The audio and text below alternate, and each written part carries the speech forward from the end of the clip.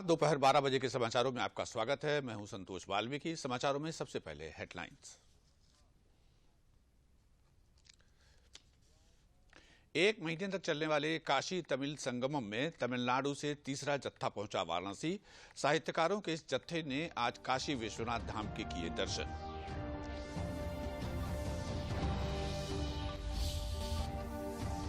चुनाव आयुक्त अरुण गोयल की नियुक्ति प्रक्रिया की फाइल सुप्रीम कोर्ट को सौंपी गई। 5 जजों की संविधान पीठ सीईसी और ईसी की नियुक्ति प्रक्रिया पर कर रही है सुनवाई।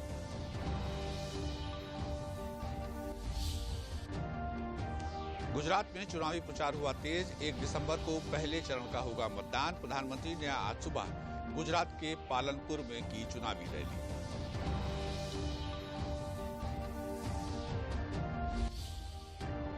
और सोलर रूफ टॉप लगाने पर सरकार से मिलेगी सब्सिडी। उपभोक्ताओं को केंद्र और राज्य सरकार की ओर से 1 किलोवाट के रूफ टॉप सोलर प्लांट लगाने पर 29,588 रुपए का मिलेगा अनुदान।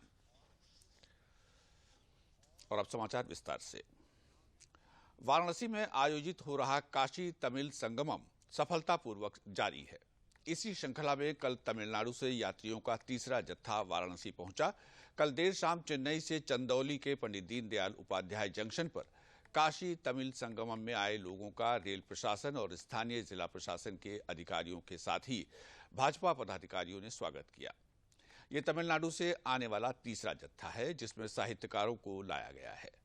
यहां जंक्शन पर उतरते ही यात्रियों का काशी की संस्कृति के अनुरूप तिलक लगाकर पुष्प वर्षा से स्वागत किया गया। इस दल में 216 लोग साहित्यिक ग्रुप से आए हुए हैं जिन्हें काशी बस के द्वारा भेजा गया। साहित्यकारों के समूह ने आज काशी विश्वनाथ धाम में दर्शन किए और काशी विश्वनाथ मंदिर में उनका भव्य स्वागत किया गया।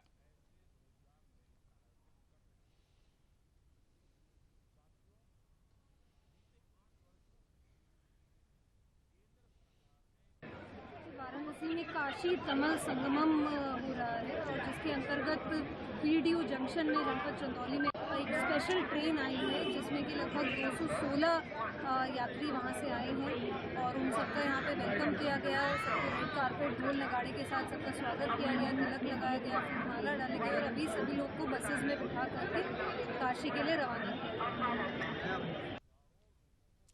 वहीं काशी तमिल संगमम में तमिलनाडु से आए शिल्पियों के द्वितीय दल ने कल काशी विश्वनाथ मंदिर का दर्शन पूजन करने के बाद काशी विश्वनाथ मंदिर कॉरिडोर की भव्यता को भी देखा। सदस्यों ने कहा कि हम लोगों का जिस प्रकार से स्वागत हुआ और काशी विश्वनाथ मंदिर कॉरिडोर का जो परिवर्तन और भव्यता देखने को मिली है, ऐसा पहले हम लोगों ने कभी सोचा नहीं था। यहां आकर हम सभी धन्य हुए। इसके बाद सभी काशी विश्वनाथ मंदिर की भोगशाला में जाकर भोजन कर मां अन्नपूर्णा का स्मरण किया। इस मौके पर काशी विश्वनाथ मंदिर कॉरिडोर के सीईओ ने बताया कि इन सभी लोगों के चेहरे से आप महसूस कर सकते हैं कि ये लोग कितने अभिभूत और प्रसन्न हैं।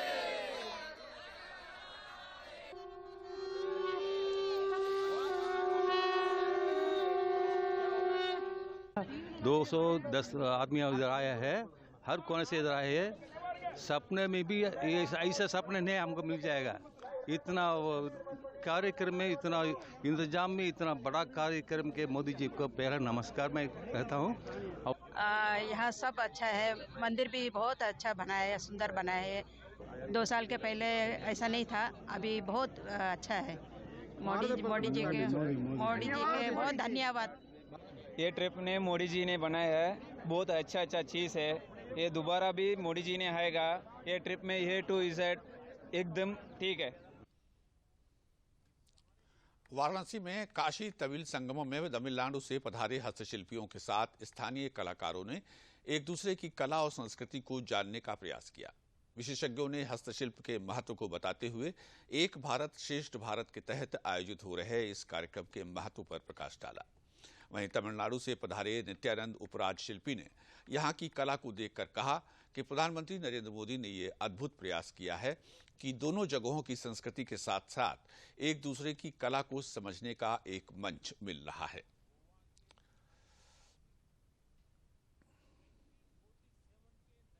वो सब कुछ मुझे बहुत खुशी देते हैं। मोदी जी ऐसा वाला ये प्रोग्राम बनाने के लिए मैं बहुत संतोष है।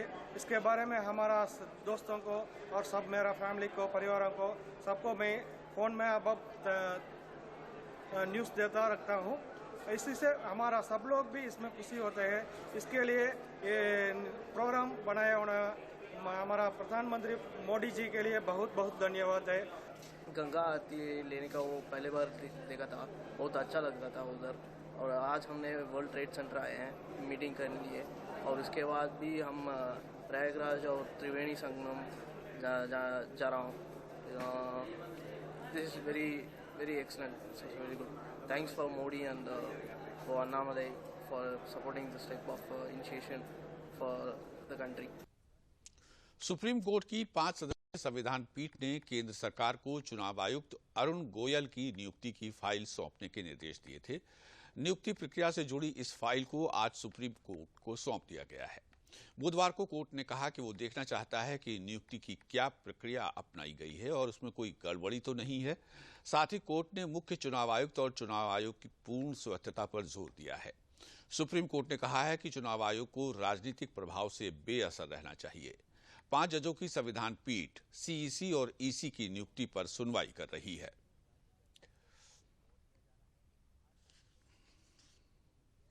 गुजरात विधानसभा चुनाव के पहले चरण की सीटों पर चुनाव प्रचार चरम पर है। हर सियासी दल ने गुजरात में चुनावी प्रचार के लिए अपने बड़े नेताओं को मैदान में उतारा है।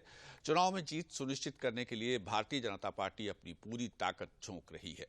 पार्टी के वरिष्ठ नेता और प्रधानमंत्री नरेंद्र मोदी धुआंधार प्रचार कर रहे हैं। प्रधानमंत्री गुजरात में आज मोडासा, दहेगाम और बावला रैलियों में हिस्सा लेंगे।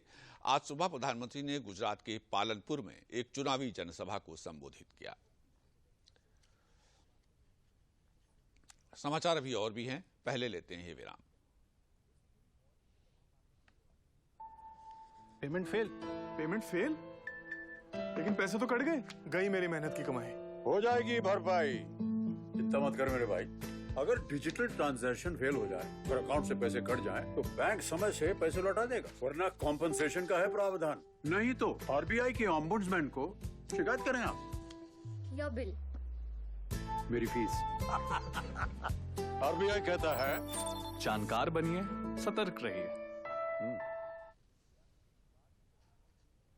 भारत अंतर्राष्ट्रीय व्यापार मेले में एमएसएमई के अंतर्गत एनएसआईसी का पंडाल आकर्षण का केंद्र बना हुआ है।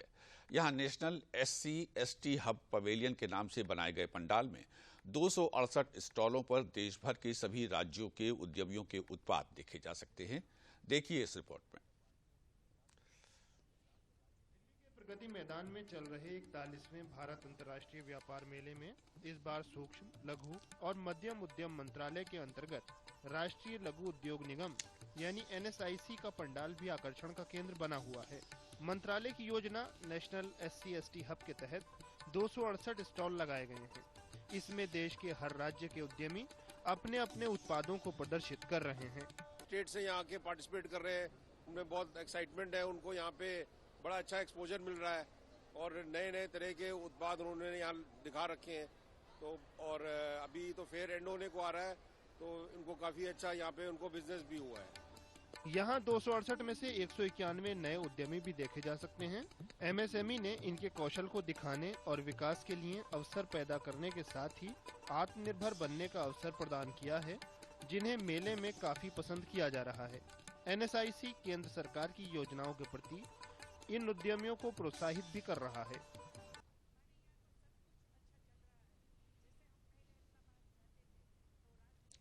विश्व स्वास्थ्य संगठन और US centre for disease control and prevention ने बुधवार को कहा है कि कोरोना वायरस महामारी शुरू होने के बाद से खसरा टीकाकरण में काफी गिरावट आई है, जिसके परिणामस्वरूप पिछले वर्ष लगभग 4 करोड़ बच्चों को टीके की खुराक न मिलने का रिकॉर्ड उच्च स्तर पर पहुंच गया है।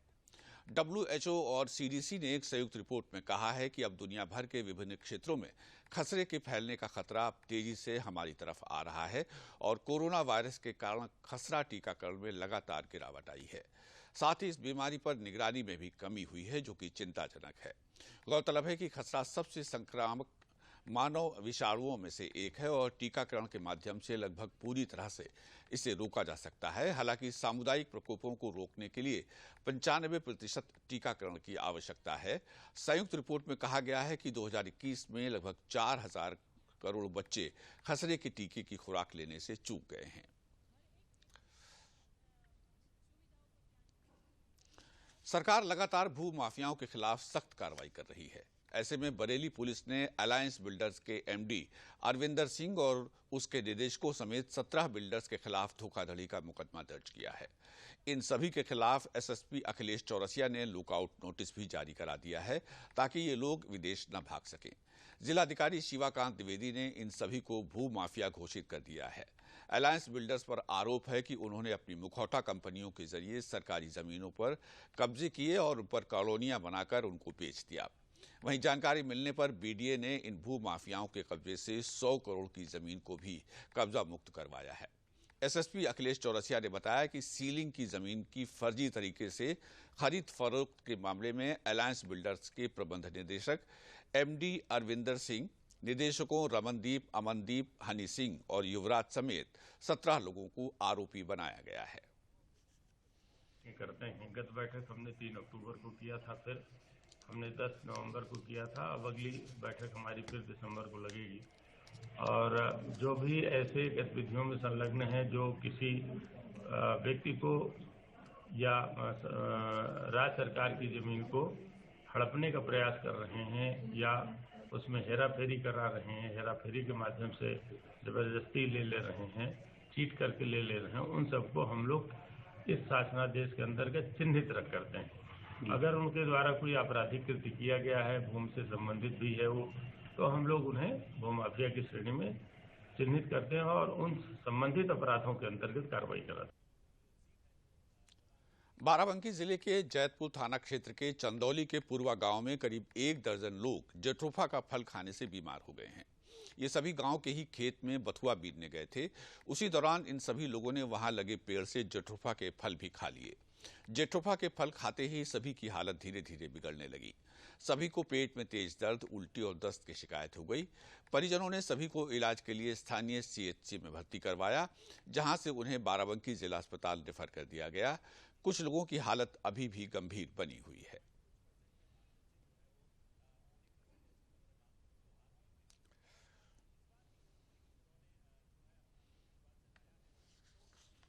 ये हमारी बहन है छोटी सी, इसको लेकर। क्या नाम है?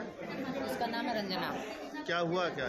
हुआ क्या, ये लोग गए थे बथुआ बीनने खेत में और वहाँ पर लगा था एक डीजल का पेड़। इसमें से इन लोगों ने छोटे छोटे फल लगते हैं डीजल के पेड़ में, तो ये लोग तोड़े, उसको खाए, उसका टेस्ट अच्छा लगा। अच्छा। तो ये लोग खाए और लेके भी आए और लेने के बाद घर में लेके आए, खुद तो खाए, खुद भी परेशान है और जिन लोगों को खिलाए वो लोग भी परेशान। सोलर एनर्जी को बढ़ावा देने के लिए प्रदेश सरकार सोलर रूफटॉप सिस्टम योजना लेकर आई है। इसमें केंद्र और राज्य सरकार 15-15 हजार रुपए का अनुदान दे रही है।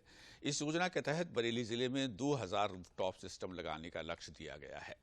योजना के तहत उपभोक्ता घरों की छतों पर सोलर प्लांट लगा सकते हैं। इससे होने वाले बिजली उत्पादन से वो अपने घर की बिजली की बचत कर पाएंगे।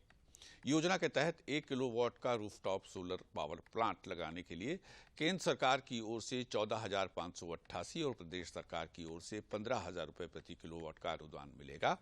बिजली उत्पादन सीधे ऑन ग्रिड विद्युत कनेक्शन से जुड़ेगी।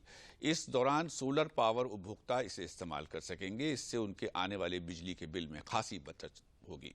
रूफटॉप सिस्टम लगवाने के लिए इच्छुक लोगों को नेशनल पोर्टल www.solarrooftop.gov.in पर अपना आवेदन पंजीकृत करवाना होगा।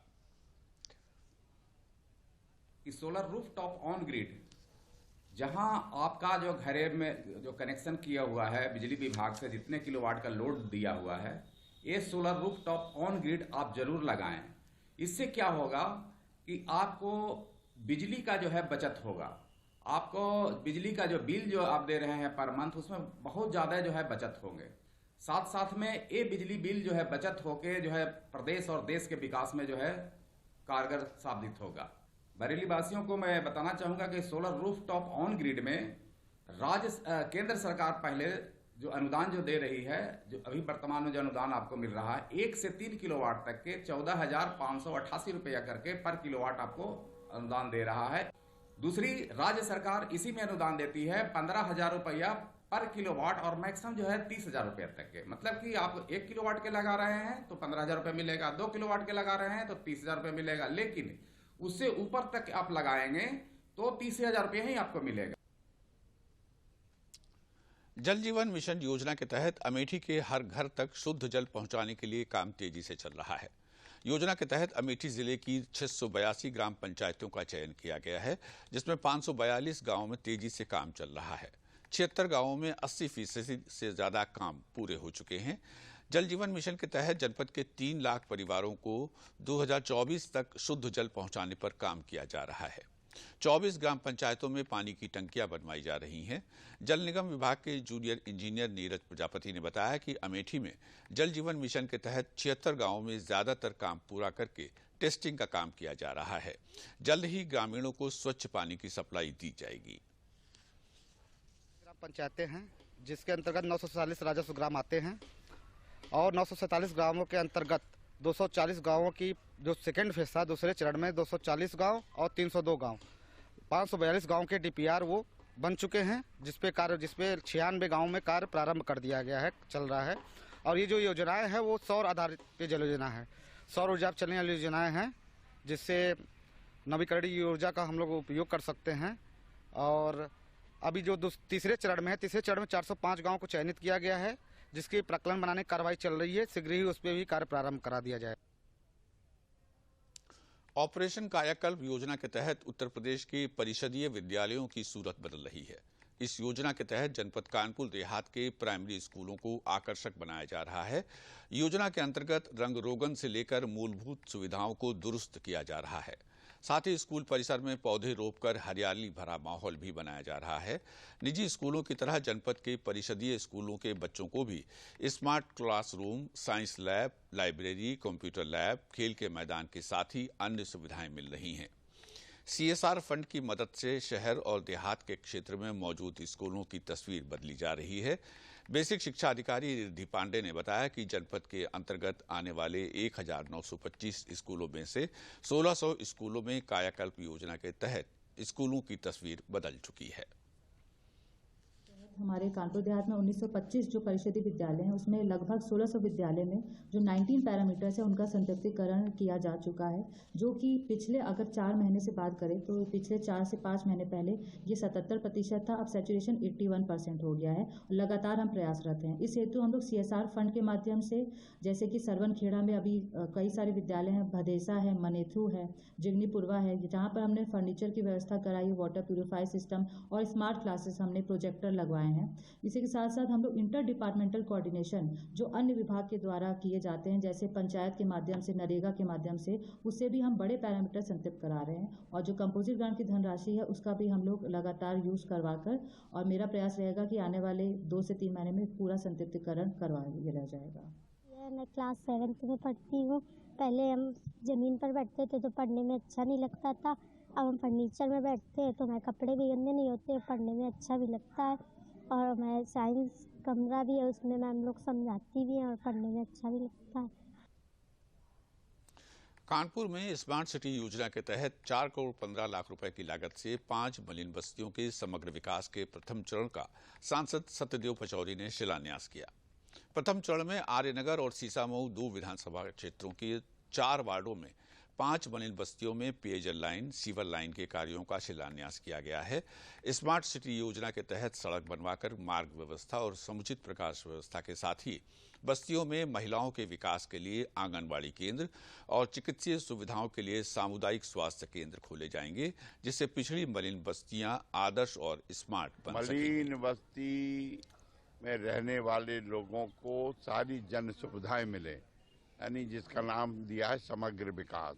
सड़क है, बिजली है, पानी है, सीमर है, सामुदायिक केंद्र है, और बच्चों के लिए स्वास्थ्य के लिए छोटा सा स्वास्थ्य केंद्र हो, और अगर जगह है तो वहाँ विद्यालय भी छोटा सा हो जाए, महिलाओं के लिए आंगनबाड़ी की व्यवस्था हो जाए।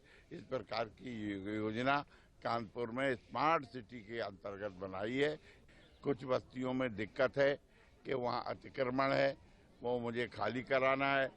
मैं नगर आयुक्त से बात करके 1-2 दिन में देखूंगा, वो अतिक्रमण खाली कराऊंगा, उन बस्तियों में भी विकास होगा। ये स्मार्ट सिटी के तहत हम लोग स्लम रीडेवलपमेंट का प्लान्स लिए हैं, जिसमें सांसद जी के एडवाइस पे स्मार्ट सिटी के तहत यहाँ पे सीवर और वाटर वर्क्स लगभग 4 करोड़ के काम लिया गया है फेज 1 में, और आने वाले दिनों में हम इसको और फेज 2 इम्प्लीमेंट करेंगे। और आइए देखते हैं आकांक्षी जनपद से जुड़ी हुई खबर।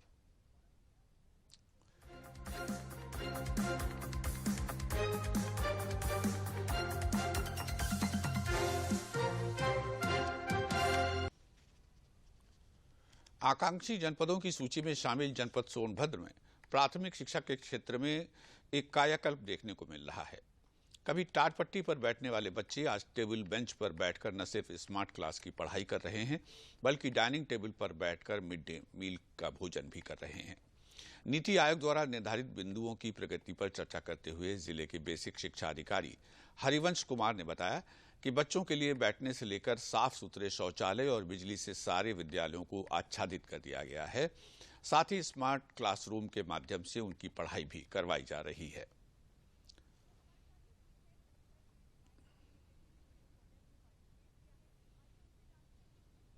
सर, ये बहुत बड़ी क्रांति है पहले के ज़माने से अब के ज़माने में, और स्मार्ट क्लास आ जाने से तो और बच्चों में उत्सुकता है, अभिभावकों में उत्सुकता है, और हम लोगों को भी शिक्षण कार्य करने में बहुत मज़ा आ रहा है, और बच्चे तो काफ़ी एंजॉय कर रहे हैं और उसको सीख रहे हैं। जो चीज़ें उसमें है हमारे एनसीईआरटी के माध्यम से इतना बढ़िया उसको बना करके दिया गया हमारा जो पाठ्यक्रम है, और चित्र के माध्यम है, उसमें थोड़ा कविता कहानी के माध्यम है, तो बच्चे बहुत एंजॉय कर रहे हैं, उसको बड़ी आसानी से देख करके समझ जा रहे हैं। देशी शिक्षा विभाग में यहाँ काफ़ी परिवर्तन किया है तेजी से।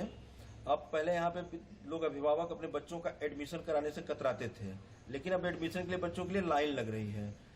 उसके पीछे कारण है कि विद्यालयों का कायाकल्प तेजी से हुआ। अब विद्यालय की जो बिल्डिंग है, पेंटिंग और आकर्षक पेंटिंग से उनको सुसज्जित किया गया है। वो पेंटिंग ऐसी जो बच्चों को शिक्षित भी कर रही हैं। विद्यालय में बिजली कनेक्शन है, जिससे उनको पंखा से हवा भी मिल रही है। वाटर वायरिंग से उनको ऑलरेडी पानी मिल रहा है, टंकी लगी हुई है, और जो शौचालय की व्यवस्था है वो काफ़ी बेहतर हुई है।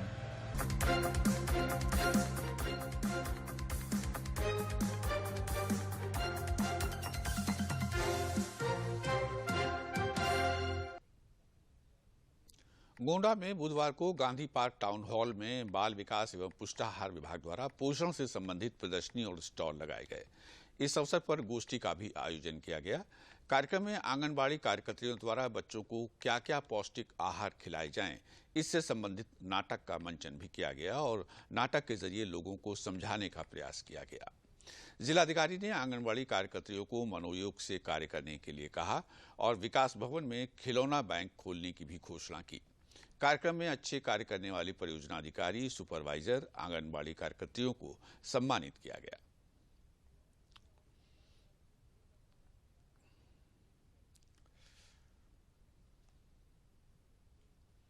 जिला अधिकारी महोदय आए थे, तो हमने मिट्टी के खिलौने, जैसे गांव में हम जाते हैं उनको खिलौने नहीं प्रोवाइड हो पाते हैं, तो वो मिट्टी का खिलौना बना के और अपने बच्चों को फल, फूल और मतलब आकार के बारे में जानकारी देते हैं। ये हम लोग मटका बनाए हैं, इसीलिए गर्भवती धात्रियों को पोषण के बारे में जानकारी देते हैं। ये मैसेज हम लोग देना चाहते हैं एक पोषण के माध्यम से, कि हम गांव में जाकर इसको समझाएंगे कि ये अनाज खाने से ये होता है, ये अनाज खाने से ये होता है। हर चीज पोषक तत्व के बारे में समझा रहे हैं, इसी का प्रचार प्रसार कर रहे हैं। हमारा यही विभाग ही है, पोषण वाटिका के माध्यम से यही हम लोग समझा रहे हैं। भारत विकास सेवा एवं पुष्टाहार विभाग ICDS डिपार्टमेंट के द्वारा आज टाउन हॉल में एक प्रदर्शनी का आयोजन किया गया और गोष्ठी का आयोजन किया गया है, जिसके द्वारा विभाग की डिफरेंट एक्टिविटीज जो ये कराया जाता है उसके बारे में इन्होंने यहाँ पे स्टॉल के माध्यम से प्रदर्शन किया है। और साथ ही डिफरेंट जो हमारे सभी ब्लॉक से आंगनवाड़ी कार्यकर्ती आई हैं, उन्होंने अपनी एक्टिविटीज जो करते हैं उसका भी प्रदर्शन डिफरेंट माध्यम से किया है। और इन लोगों को यही बताया गया है कि जो दायित्व इनको सौंपा गया है, जो पुष्टाहार विभाग को जो दायित्व है कि बच्चों का पोषण कैसे अच्छा हो, उनका डेवलपमेंट कैसे अच्छा हो, उसमें ज़्यादा से ज़्यादा विभागीय सभी विभागों के समन्वय बनाकर अच्छा कार्य करने की ज़रूरत है, जिससे कि हम लोग बच्चों के पोषण स्तर में सुधार कर सकें।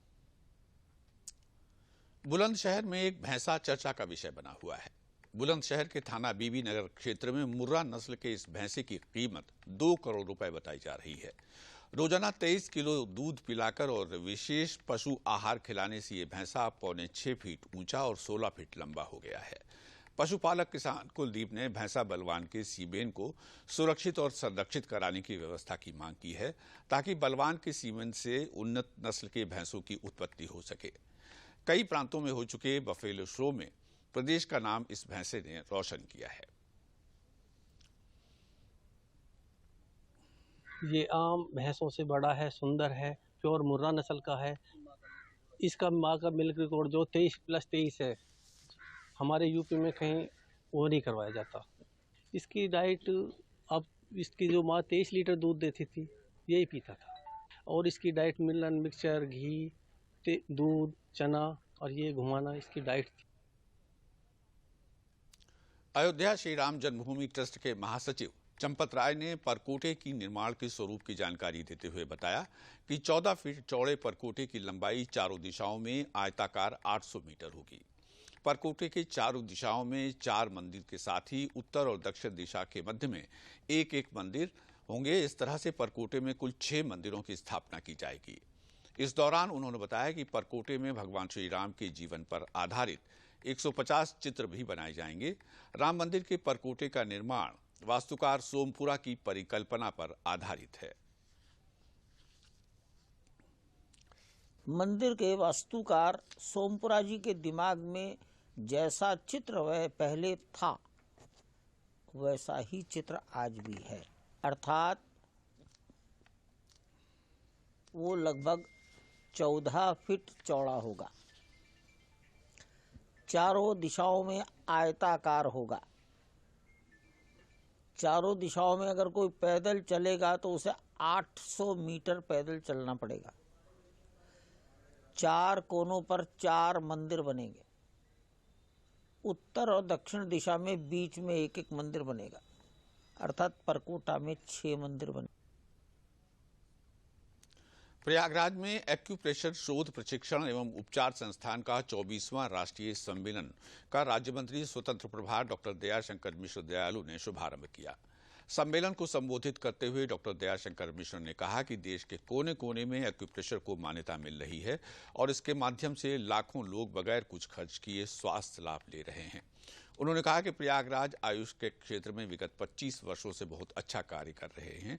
उन्होंने कहा कि सामान्यतः रोगी अपने स्वास्थ्य के लिए पूरे देश से अन्य विधाओं से उपचार लेने के पश्चात थके हुए तथा निराश होकर यहां आते हैं और यहां पर लाभान्वित हो रहे हैं। इस त्रिवेणी के इस पवित्र संगम के तट पर उनका ये परिसर बहुत ही सुरम्य है, बहुत ही सुंदर है और इलाज की एक प्राकृतिक विधा है, जिसमें बाजार की दवाओं पर ये आधारित नहीं है। आपका अपने से स्वयं से आपका अपना इलाज कर सकते हैं। सीखने और जानने की ज़रूरत है। बहुत सारी पुस्तकों का भी विमोचन आज हुआ। निश्चित ही दुनिया के तमाम 9 देशों के लोग आज इस सम्मेलन से जुड़े हुए थे और इस सभागार में भी हिंदुस्तान के कोने कोने से इसके तमाम इस विधाओं के जानकार लोग आए हुए थे। तो एक बहुत ही और अंत में इस बुलेटिन के प्रमुख समाचार एक बार फिर।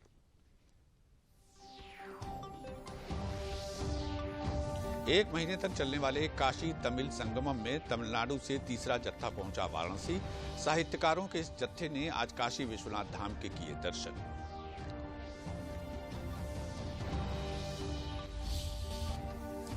चुनाव आयुक्त अरुण गोयल की नियुक्ति प्रक्रिया की फाइल सुप्रीम कोर्ट को सौंपी गई। 5 जजों की संविधान पीठ सीईसी और ईसी की नियुक्ति प्रक्रिया पर कर रही है सुनवाई।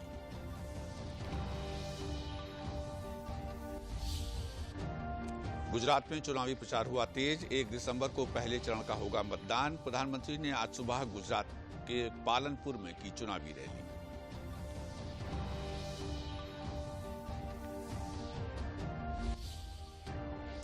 और सोलर रूफटॉप लगाने पर सरकार से मिलेगी सब्सिडी। उपभोक्ताओं को केंद्र और राज्य सरकार की ओर से 1 किलोवाट के रूफटॉप सोलर प्लांट लगाने पर 29,588 रुपए का मिलेगा अनुदान।